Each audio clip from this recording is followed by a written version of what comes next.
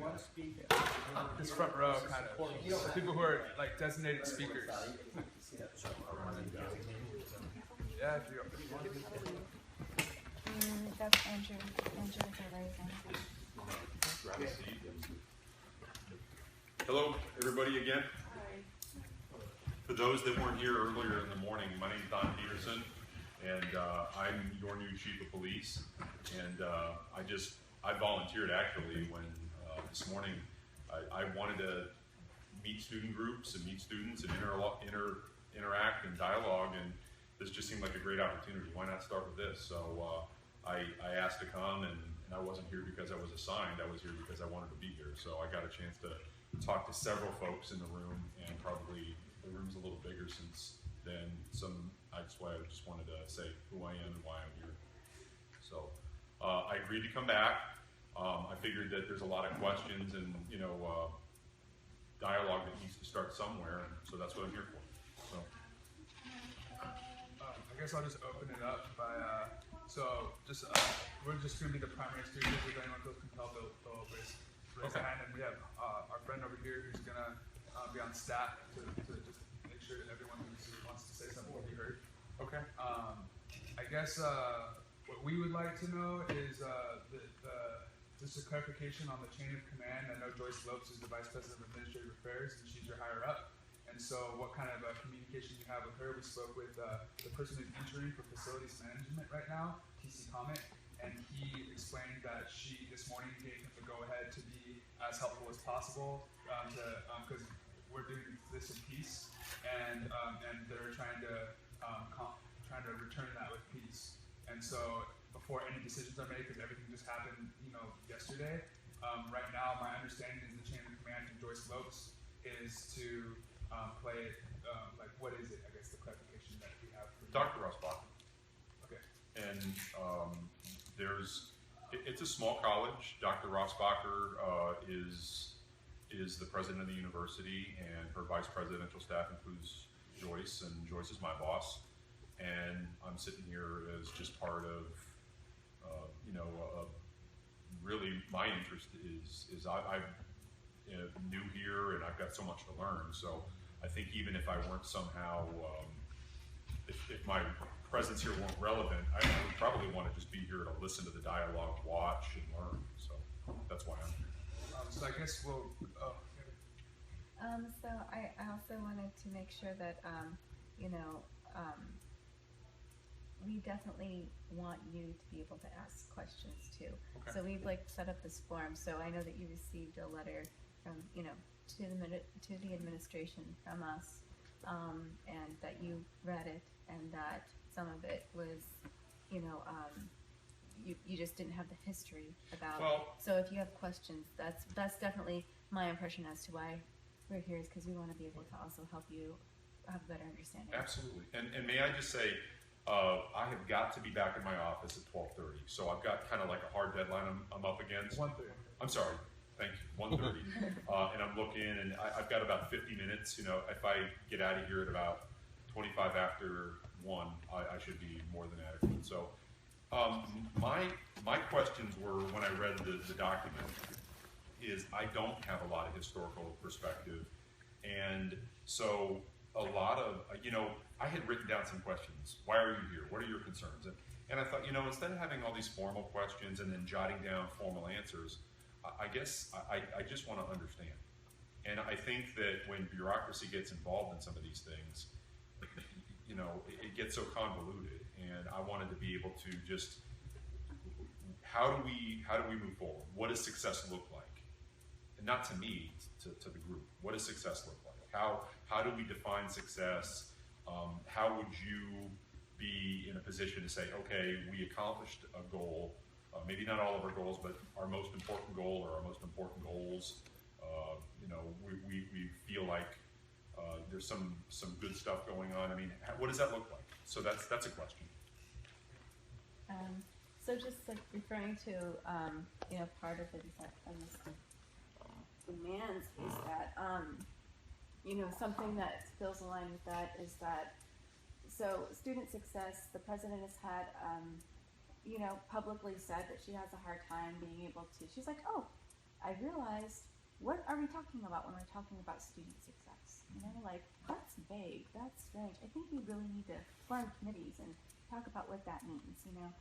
And so, so what the administration has done and what RIS has done, these different, you know, this segregation umbrella called RIS for students of color, they are defining what student success is for us. They are coming up with things that, you know, different prototypes and different ways of structuring things that they feel is appropriate for us. One of those things is that they think that students of color cannot retain themselves in school, so they're trying to keep us here as long as possible so we'll get a BA. Oh, thank goodness they got their BA, and then we'll leave. And you know, but they're not thinking about our higher education. They're not thinking about You mean like graduate level? Yes, Right. you know, just like, not just like, how can we retain them and keep them here so that they don't drop out? We're looking to develop ourselves further than that. And I feel like they don't understand that. So one of the things for student success is that students should be able, not just be able, there should be a student voice that is heard by administration, because if their objective is to serve students of color and make sure that our needs are being met, and if they're like, we really want to make sure that your needs are being met, they as mostly a white administration will never understand what it's like to be a 21-year-old Native American woman. So they need to listen to the student population and to the students of color. Not just listen, but let us form groups like this one to be able to say, this is what we want to see. These are the programs that we need. Intercept is a beautiful program, and it's worked for a long time, and it's been so, countless amount of internships, countless amount of like amazing opportunities for students. How many students here have been affected by Intercept and received some sort of internship or benefit from them? How many students here? Okay, so that was an amazing program. So you know what? It's no longer a program now. It's considered pretty much the same state as a student club. They have cut our program down to the point of becoming a club. They are not listening to students of color or involving us. So listen. Is Intercept an acronym? It stands for Indian Natural Resource Science and Engineering. Okay. Yes. So, so I guess my point is that it's not just the students that need to be able to organize themselves to be able to say this is what's going to benefit us and actually implement it and have it happen, but our staff and faculty need to have that input as well. And they are, I don't think that they're having that kind of interaction either. They're not getting those allowances. They shouldn't be allowances.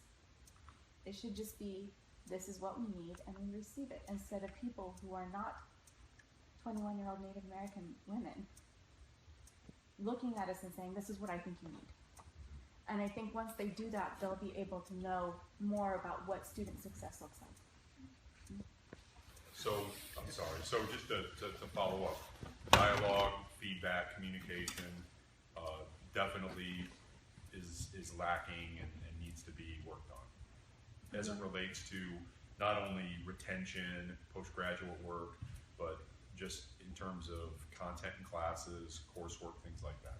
And not just feedback, but equal footing, equal voices, co-creators. If I may add to that, we have a set list of demands coming into this. I don't know if those have been facilitated. I haven't. And Would it help if I read them out loud? And no, we're all quite aware Okay. of them. I mean, it would help. It wouldn't hurt. Sure, if you would like to, why not?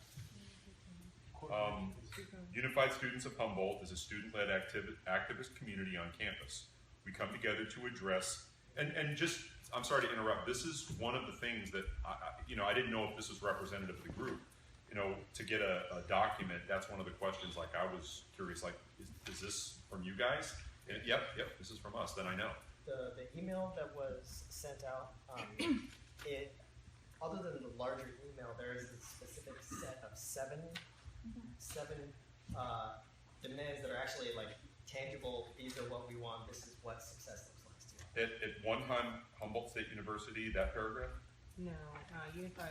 we have liberated occupied land. No, students. I may have the wrong document. I don't think that it's on this. If we have, Okay, this is the only document I've seen. Okay. I have not seen this. Okay, so if you'll read those, Okay. that'd be great.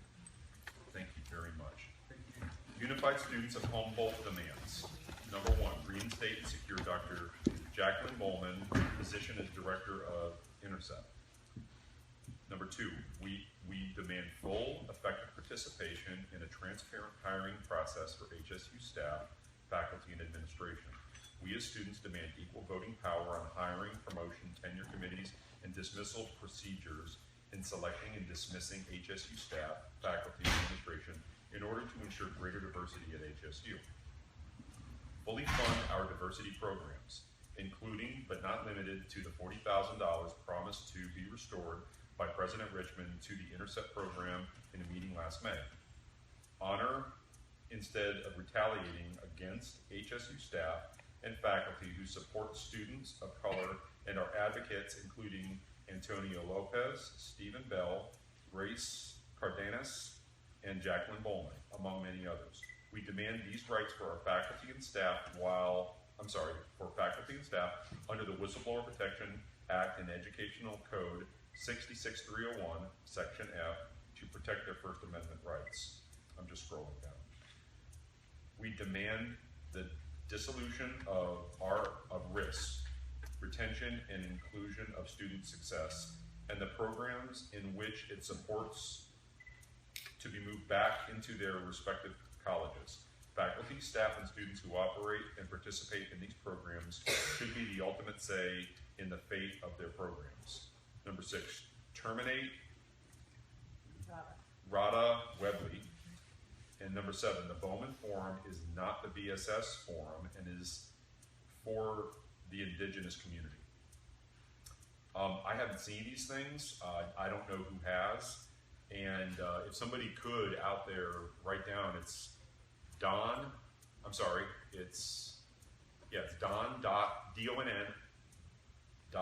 Peterson at Humboldt.edu. And if somebody could email me this, I would certainly forward it, and maybe that's already been done. 2 N's, D-O-N-N. D-O-N-N, yes.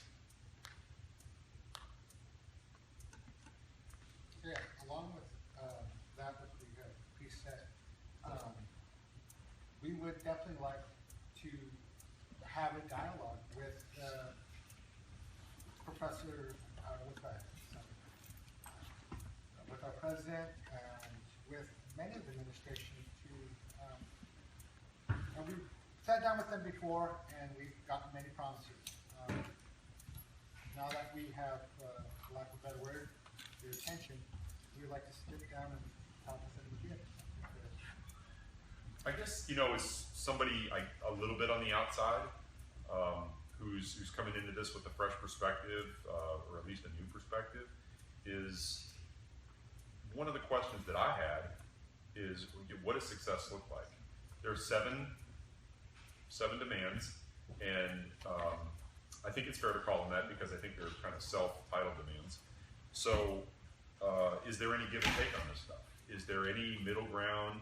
Is there anywhere we can find success or find common ground? I'm sure during the discussion with people, we can figure this out. Big Mary, you have next on that. Just to clarify, Donn.Peterson at Humboldt.edu. Yeah, SON at Humboldt.edu. S-O-N. So, I have just a few notes from a meeting that I had Connor and I and a few other student leaders had last semester with, you were there as well, with Rossbacher. And we asked her what her educational values were and what her ideas of student success, what they were. And we nodded and we agreed with a lot of them. I could read them to you. I don't know if she's shared any of her personal educational values or her personal ideas of what student success are? No, she has not. Maybe as part of a meeting An that I've been email or to, something. you know, but no. Wow. So, it's 4 main points that she has for educational values that's tagged along with the ideas of student success. Integrity of academic experience. Through this action, through a lot of the things that have been happening with the Native American community and the Native students, the way that Jacqueline Bowman was dismissed from her position, there was no integrity. There was no respect for her position as a mentor, her position as a doctor, her position as a Native woman who's done countless hours and days and work, and there's no respect in this. So the fact that her educational, that's her number one educational value is integrity. We as the Unified Students of Humboldt are slapping her wrist for how she handled the dismissal of Jacqueline. Number 2, honesty of faculty, personal opinions, of the faculty being exposed to the students in a variety of perspectives. Okay, when you keep firing professors and you keep snatching funding from programs like ethnic studies and Native American studies and INTERCEPT and ICEP, and where is the exposure to a variety of perspectives when these programs and all these opportunities for academic content to be honest and to be true and to be diverse? Where's that second value as you eliminate and you degrade this university? And through that, she, in that second piece, she talked about educational process, the ideas of problem solving, clear definition of issues, collaborating. So I think that within the Native community, those are all values that are ingrained: problem solving, clear definition of issues, collaborating. So when you're holding that as a tool for student success, and your students are already mirroring those tools, you need to reflect and maybe get off your pedestal and learn something from your students. All right. So the third one here was intellectual curiosity, interest in learning, putting data together, synthesizing. That's what INTERCEPT is. That's what Jacqueline Bowman is. It's about intellectual curiosity. It's about reaching for the stars, looking up into something that's outside of yourself, and putting it together and synthesizing it and bringing it back to your community.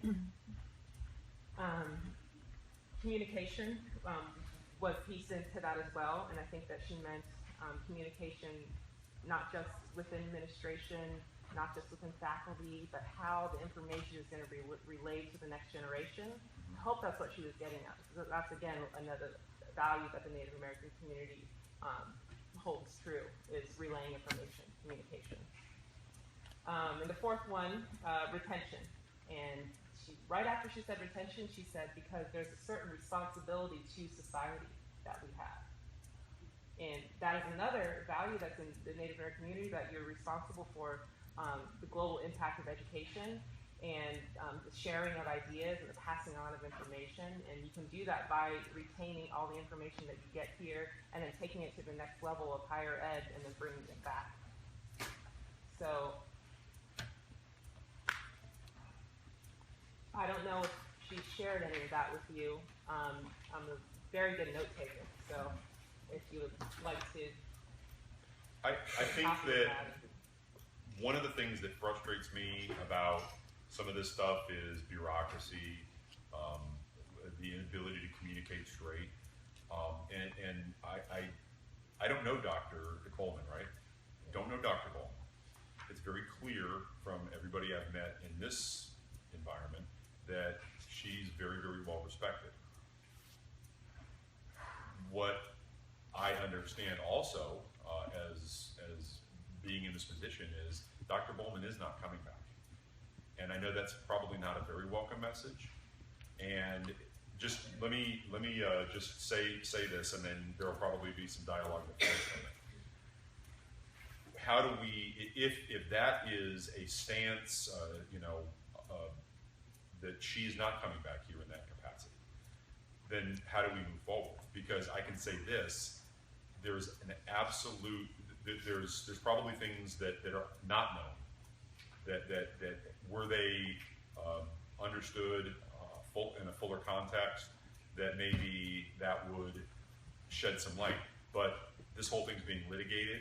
It's really, the reason nobody wants to talk about it is difficult to talk about. It's difficult for me. I feel like I'm tap dancing up here. But what I do know is, based upon conversations, she is not going to be coming back. So the question that I have, and some of the observations I have, I don't want to make frivolous analogies, but you can look at analogies. Somebody beloved leaves. I'll use myself as an example. I wouldn't say I was beloved, but I had people that were saying to me, please don't go. You don't have to retire. Don't leave. We want you to stay. And it was time for me to leave. And when it was time for me to leave, I'm not drawing a correlation. I wasn't forced out. I wasn't fired. I wasn't dismissed. I left voluntarily. But it did create space for people to move into a role to take what I had done up to that point and move further with it. And what I wanted to do is, instead of being entrenched in a position like, okay, our demand is she comes back and that's got to happen, and then college administration is she's not coming back, we're so far apart, and that was the basis of my question. Can we reach a middle ground? Is there a solution that's not completely on this side or completely on this side, that's somewhere in the middle? And I think that's something that I'd like to get dialogue going in that direction. And my intention is not to be harsh, not to be mean-spirited, but just to be straight with you guys. If she's not coming back, based upon this side of the negotiation, if you will, and your demand is that she be brought back and reinstated, well, how do we get to a common ground? So far, our position, I hear what you're saying, and that has been a serious issue with because of that there's been no dialogue. But that also comes from the administrative side. There has been no other alternative brought forward. There's nothing been offered to us, and we're not participating in the search, and we've made that very clear, because the search committee it's a facade, really. You present somebody to, we get one student on a committee of 10 people to present a few recommendations to the hiring authority, which is the same people who fired the person who we choose as our own leader. So there's no, as much as maybe we haven't come forward with other options, the same can be said from the administration. We have had no middle ground presented to us, so how can we even think about an option at that point? Has there been an invitation extended to participate in the search committee? For 1 to 2 students to participate on the search committee, and we have decided as a collective that that's not something that we're willing to do. I personally served on the search committee for Dr. Rossbacher, so I was the only student on a committee of 20 people almost who served on that, and so I know the process of it. And one voice on a committee of that size is nothing. It's insignificant. Half, at least. But that hasn't even been offered to us, and that's something that we would need to discuss. But that's one of the reasons why, if nobody's talking about it, and if that's something that you feel very strongly, like, okay, if we had more of a voice on the search committee, I'm not here to make promises, I'm just here to get information. So if having like a search committee of 10, and there were 5 representatives from Intercept or from students that are stakeholders in this, that would be something that you collectively would feel more comfortable with. We would need to talk about it amongst ourselves, but so far the point that I'm trying to get across is that hasn't even been an option for us. I think that's obviously that's the first conclusion as far as the middle ground that most people would come to, but we've been at this discussion for months now, and that has not even been presented as an option.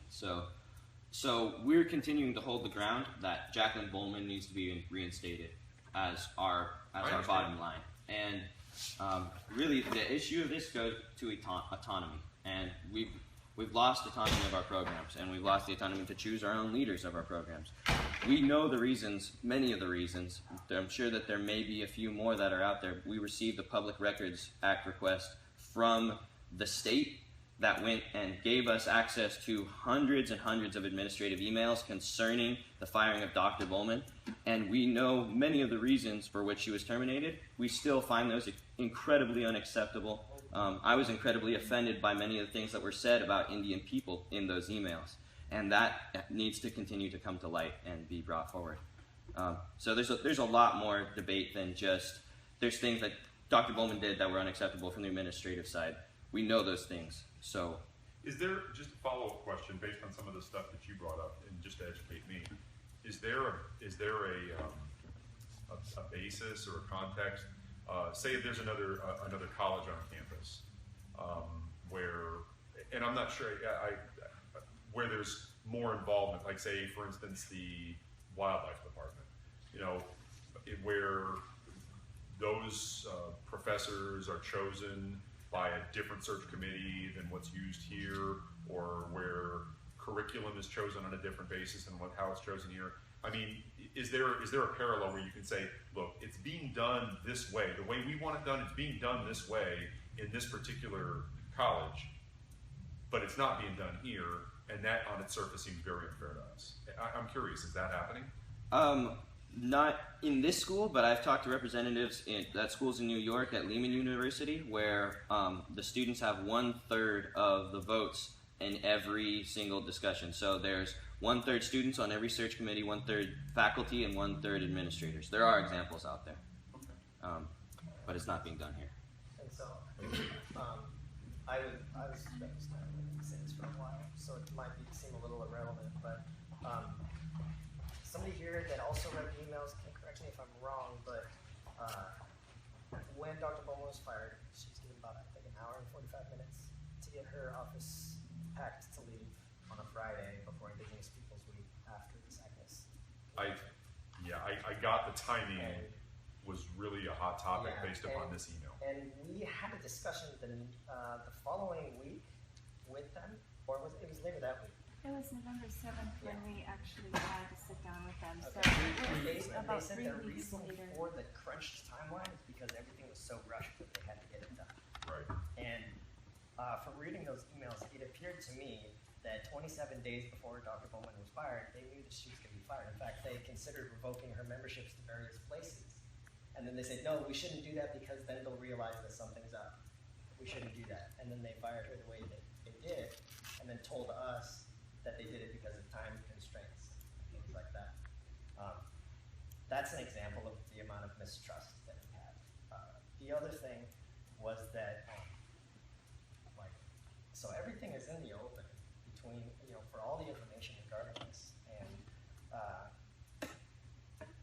I guess we came to our demands and things of that nature based off of knowing the truth behind everything. We do know our side. And we also know their side because of the communications that we've read specifically from them. To be called an unsatisfiable population of students is really hurtful.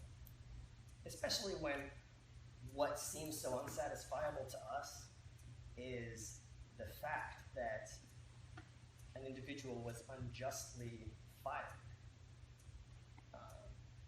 And also the fact that individual wasn't a professor, he was a mentor. She was a mentor as well as director.